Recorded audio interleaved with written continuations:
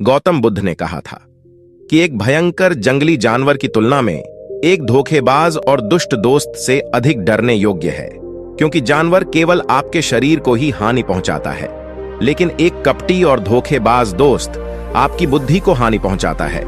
केवल एक बुरे दोस्त ही आपको उस स्थिति तक पहुंचा सकता है जहां आपको ऐसा लगता है कि यह दुनिया बहुत खराब है, यहां रहने का कोई फायदा क्या है। और यही होता है जब आपको धोखा मिलता है, आपको ठगा जाता है, और केवल व्यक्ति ही जो अंधे विश्वास करता है उसके साथ ठगी होती है।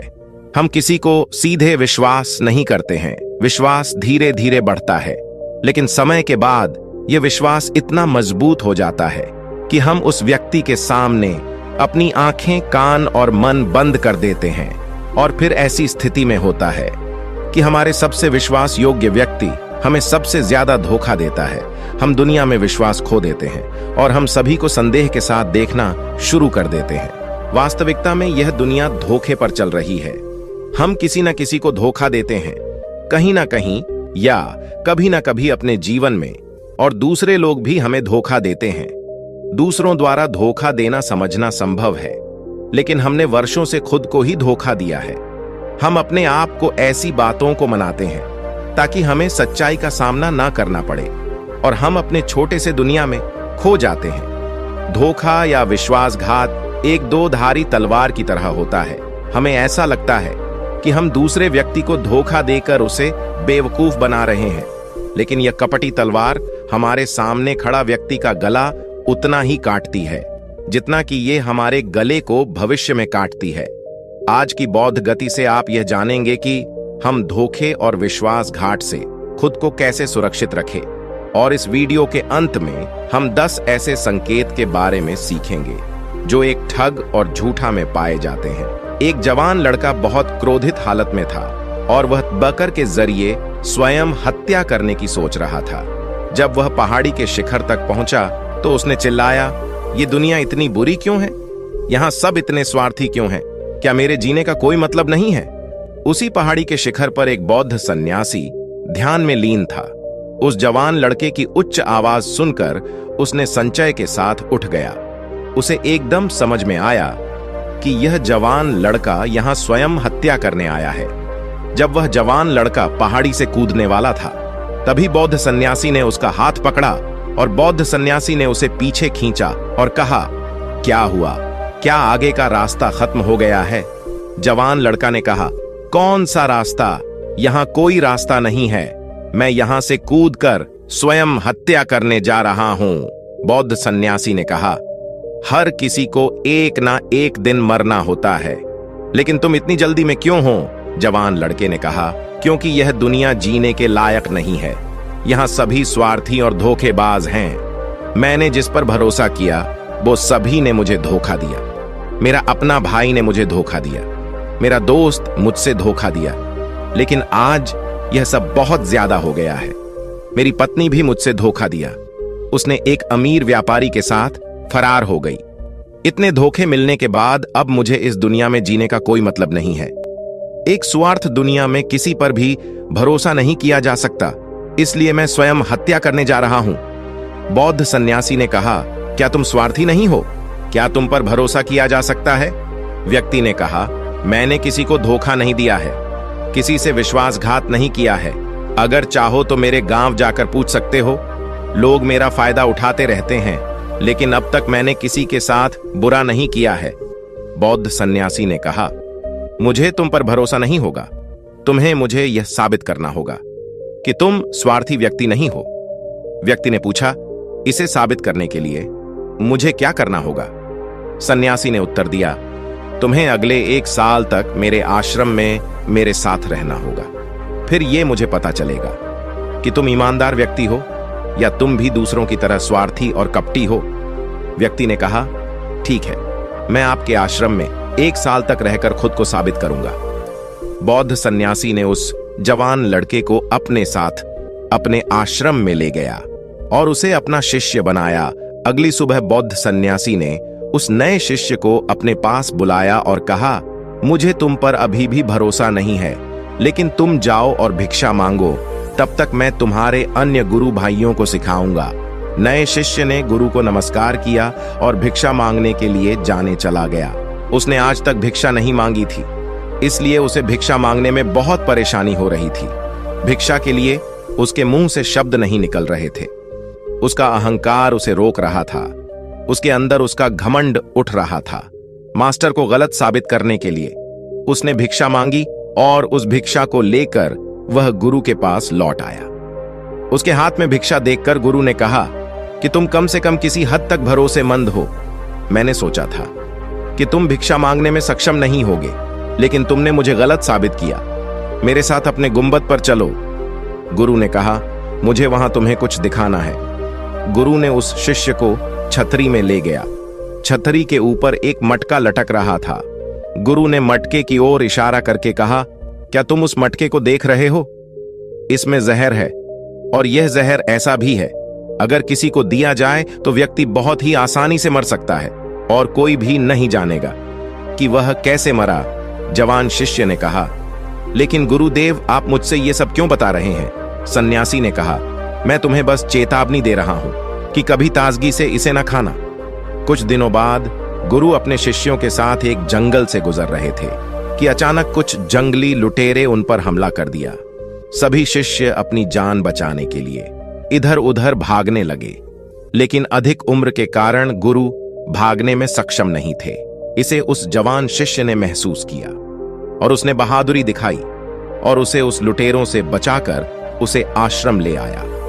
आश्रम पहुंचते ही गुरु ने सभी के सामने उस शिष्य की प्रशंसा की और कहा, मेरे नए शिष्य तुम सभी से बेहतर है, जिसने मेरी जान को जोखिमों से बचाई और मुझे यहां सुरक्षित लाया। आज के बाद मुझे उस पर विश्वास है। उस दिन के बाद हर सुबह जब भी गुरु उस शिष्य से मिलते, वह उससे एक बात कहते, मुझे तुम पर पूरा विश्वास है। धीरे धीरे गुरु का उस शिष्य पर विश्वास बढ़ता रहा और यह इतना बढ़ गया कि एक दिन गुरु ने शिष्य को अपने पास बुलाया और कहा, मेरे पास कोई पुत्र नहीं है, लेकिन तुम मेरे बेटे की तरह हो। मैं अब बूढ़ा हो गया हूं, इसलिए मेरी मृत्यु के बाद मैं चाहता हूं कि तुम इस आश्रम की जिम्मेदारी को अपने हाथों में लो। शिष्य ने कहा, गुरुदेव, अगर यह आपकी इच्छा है तो मैं भी आपके सुख के लिए इस जिम्मेदारी को संभाल लूंगा। यह कहते ही शिष्य चला गया। कुछ दिनों बाद गुरु बीमार पड़ गए तो उसने आश्रम के सभी शिष्य को बुलाया और घोषणा की कि युवा शिष्य उसके बाद इस आश्रम को संचालित करेगा। दिन धीरे धीरे बीतते गए और वह युवा शिष्य की मन की बेचैनी बढ़ने लगी। उसे जितनी जल्दी हो सके आश्रम को कब्जा करना था। वह हर सुबह गुरु के पास जाता, उनकी सेहत पर कोई प्रभाव पड़ रहा है या नहीं दिखने के लिए, लेकिन गुरु की सेहत दिन प्रतिदिन ठीक हो रही थी। अब उसकी सहन शक्ति का बांध टूट रहा था। उसकी रातें नींदहीन हो गई। वह हमेशा सोचता रहता था, मास्टर को कैसे रास्ते से हटाया जाए, और कोई भी न जाने, कभी कभी उसे यह ख्याल आता था कि मास्टर को नदी में धक्के मार दे, लेकिन अगले ही पल उसे यह अनुभव होता कि मास्टर एक अच्छा तैराक है, वह तैरकर निकल जाएंगे। कभी कभी उसे यह विचार आता था कि वह मास्टर को गले दबाकर मार देगा। सभी जानते हैं कि मैं मास्टर का विश्वास पात्र हूं, इसलिए किसी को भी मुझ पर संदेह नहीं होगा। लेकिन फिर वो सोचते हुए अपने आप से वो बात करता है कि यदि थोड़ी सी गड़बड़ी अगर हो गई तो हालात और बिगड़ सकती हैं। उसे कुछ ऐसा तरीका ढूंढना होगा जिससे कि मास्टर तो मरे ही और सबको ये लगे कि यह एक पराकीर्तिक मौत हुई है और इसे ईश्वर ने स्वीकार किया है। एक दिन वह युवा शिष्य मास्टर के कुटिया में मास्टर के पास बैठा था। तभी उसकी नजर ऊपर लटकती हुई उस मटके पर पड़ी। उसे याद आया कि मास्टर ने कहा था कि इसमें जहर है, और वह जहर ऐसा है कि अगर किसी व्यक्ति को दिया जाए तो व्यक्ति बहुत आसानी से मर सकता है और किसी को भी पता नहीं चलेगा कि वह कैसे मरा। उसने सोचा कि इस जहर को मास्टर को देना सही होगा और कोई भी नहीं जानेगा कि वो कैसे मरा। फिर उसके पास पूरे आश्रम पर काबू पाने की संभावना भी होगी। अगले दिन उसने गुप्त रूप से मास्टर के कुटिया से वो जहर चुराया और मास्टर के भोजन में मिला दिया। मास्टर ने वो रात का खाना खाया और सो गए, लेकिन सुबह होने पर पूरा आश्रम जाग उठा, लेकिन मास्टर नहीं उठे। शिष्य गुरु के कुटिया में गए और देखा कि मास्टर मर गए हैं। जब उस युवा शिष्य को ये जानकारी मिली तो उसके अंदर बहुत खुशी हो गई और वह आश्रम का नियंत्रण संभालने का कार्य शुरू कर दिया। आश्रम में एक पुराना शिष्य भी था। वह सब कुछ खामोशी से देख रहा था। वह अपने कुटिया में गया और वहां से एक दवा लेकर आया और मास्टर को दिया। कुछ ही समय में मास्टर की चेतना वापस आई और वह ठीक से उठकर बैठ गए। ऐसा देखकर उस युवा शिष्य के पैरों तले जमीन खिसक गए। वह बहुत घबराया हुआ था। गुरु ने बाकी शिष्यों को उनके कार्यों पर भेज दिया और युवा शिष्य को अपने पास बुलाया और कहा, क्या तुम अभी भी विश्वास योग्य हो? क्या तुम मुझे धोखा नहीं दोगे? क्या तुम स्वार्थी नहीं हो? शिष्य गुरु की पांवों में गिर पड़ा और कहा, मुझे नहीं पता कि मैंने इस अपराध को कैसे किया है। मैंने आज तक किसी को धोखा नहीं दिया है। लोग मुझे धोखा दे रहे हैं, लेकिन नहीं जानता कि मैंने आज आप पर धोखा क्यों और कैसे किया। गुरु ने कहा, तुम मुझे धोखा नहीं दे सकते क्योंकि मैंने कभी तुम पर विश्वास ही नहीं किया है। मैं किसी पर भी विश्वास नहीं करता। मैं केवल उसी पर विश्वास करता हूं जो मैं अपनी आंखों से देखता हूं, और मैं तुम्हारे भीतर की लालसा देखना चाहता था और मैंने तुम्हें यह लालसा जानबूझकर दी थी। क्योंकि किसी को धोखा देने के सिर्फ 3 ही कारण होते हैं। पहला स्वार्थ, दूसरा लालसा और तीसरा ईर्ष्या। वह युवा सन्यासी मास्टर से पूछा, लेकिन मास्टर, मैं अपने आप को अपना ये कैसे स्वार्थ, लोभ और ईर्ष्या से मुक्त रख सकता हूं? मास्टर ने कहा, खुद को पढ़े, खुद को जाने और खुद के अंदर प्रवेश करने का प्रयास करो। इंसान में बहुत महान संभावनाएं होती हैं। वह खुद को कुछ भी बना सकता है, वह कुछ भी हो सकता है। और जब आपको मौका ना मिले तो अपने अंदर देखें और जानने की कोशिश करें कि आप क्यों बदल रहे हैं, कौन आपको बदल रहा है, क्या यह परिवर्तन अच्छा है या बुरा। आत्मनिरीक्षण करो। मास्टर के इन शब्दों को सुनकर शिष्य फिर से उनके पैरों में गिर गया और कहा, मास्टर, मैं आपका शिष्य बनना चाहता हूं और जानना चाहता हूं कि मैं कौन हूं, मैं क्या हूं और मैं क्यों बदलता हूं। मास्टर ने कहा, हमारे आसपास ऐसे बहुत सारे लोग हैं और बहुत सारे ऐसे लोग रह चुके हैं जो इसका उदाहरण है, जो कभी अपने स्वार्थ, लोभ और ईर्ष्या के कारण किसी को धोखा नहीं दिया है। वह किसी का विश्वासघात नहीं करते। एक व्यक्ति तभी किसी को धोखा देता है जब उसे लगता है कि कोई नहीं देख रहा है कि वह क्या कर रहा है, और भविष्य में कोई नहीं जानेगा कि वह जो कर रहा है सही है। पकड़े जाने के बाद वह अपनी सुरक्षा के लिए अधिकतर तर्क देता है कि मैं कुछ नहीं कर सका, यही आखिरी राह थी, मुझे मजबूर किया गया था। लेकिन यह धोखा देने के पीछे की सच्चाई है जो हर विश्वासघात के पीछे छुपी होती है, लेकिन फिर भी व्यक्ति ये जानबूझकर करता है। मास्टर ने शिष्य की आंखों में देखते हुए कहा, याद रखें, हम किसी को धोखा देने पर हमें उसकी आंतरिक अभिज्ञान को चोट पहुंचाते हैं और वह इतनी बुरी तरह चोटित हो जाता है कि फिर वह किसी पर भरोसा नहीं कर पाता। वह अंदर से बहुत ही दुखी और अकेला महसूस करने लगता है। इसलिए यदि आप चाहते हैं कि कोई आपको धोखा ना दे तो आप अपनी आंखें, कान और मन को खुले रखें। लोगों पर विश्वास करें, लेकिन इतना विश्वास मत करें कि वे आपका फायदा उठाने लगे। हमेशा अपने सबसे महत्वपूर्ण कार्यों पर नियंत्रण में रहे और कभी कभी खुद को जांचते रहे, क्योंकि जिस धोखे को आप टालना चाहते हैं, क्या आप किसी दूसरे के साथ वैसा ही धोखा कर रहे हैं? अगर कोई आपको फिर भी धोखा दे रहा है तो निराश ना हो, क्योंकि हर विश्वासघात किसी व्यक्ति को कुछ ना कुछ सिखा कर जाता है। धोखा खाने के बाद एक व्यक्ति पहले के मुकाबले ज्यादा सतर्क और सावधान हो जाता है। इसलिए अपने जीवन को बिगाड़ने की आदत ना डालें, बल्कि इसे एक सबक समझें और आगे बढ़े। मास्टर ने कहा, ये हैं धोखेबाज व्यक्ति के 10 निशानियां एक चालाक व्यक्ति के, जो आपको धोखा दे सकते हैं, आपके चैन चुरा सकते हैं और आशा की गहरी समुद्र में डूबते हुए आपकी जिंदगी खत्म कर सकता है। पहला चिन्ह, वह व्यक्ति जो झूठा होगा, वह धोखेबाज होगा, वह सब कुछ आपसे छुपाएगा। आप उसके बारे में दूसरे लोगों से जानेंगे और जब आप पूछेंगे वह कहेगा कि उसे बताना भूल गया। उसके साथ बहुत समय बिताने के बावजूद आप उसके बारे में ज्यादा नहीं जान पाएंगे। वह आपके बारे में क्या सोचता है, उसकी जिंदगी में क्या चल रहा है, यह आपको हमेशा भ्रमित करेगा, क्योंकि वह सब कुछ आपसे छुपाएगा, क्योंकि वह सच्चा आदमी है ही नहीं। एक सच्चा आदमी को अपने बारे में बताने से कोई परेशानी नहीं होती। वह आपके साथ लगभग सब कुछ साझा करता है। लेकिन एक धोखेबाज बहुत सतर्कता से चलता है। इसलिए हमें इन बातों पर ध्यान देना चाहिए। जिनके साथ हम एक संबंध में हैं, जिनके साथ हम अपने जिंदगी का विश्वास और प्यार का सौदा करने जा रहे हैं, क्या वह हमारे साथ अपने जीवन की पूरी कहानी साझा करता है या नहीं? क्या वह बातें हमसे छुपाता है? अगर वह छुपाता है तो वह व्यक्ति एक बड़ा धोखेबाज है। दूसरा चिन्ह, वह व्यक्ति जो धोखेबाज हो या हमारे साथ सच्चा प्यार नहीं है तो वह हमारी परवाह नहीं करेगा। हम उसकी परवाह कितनी भी करें, हम उसके लिए कुछ भी क्यों ना करें, लेकिन वो हमारी परवाह बिल्कुल भी नहीं करेगा।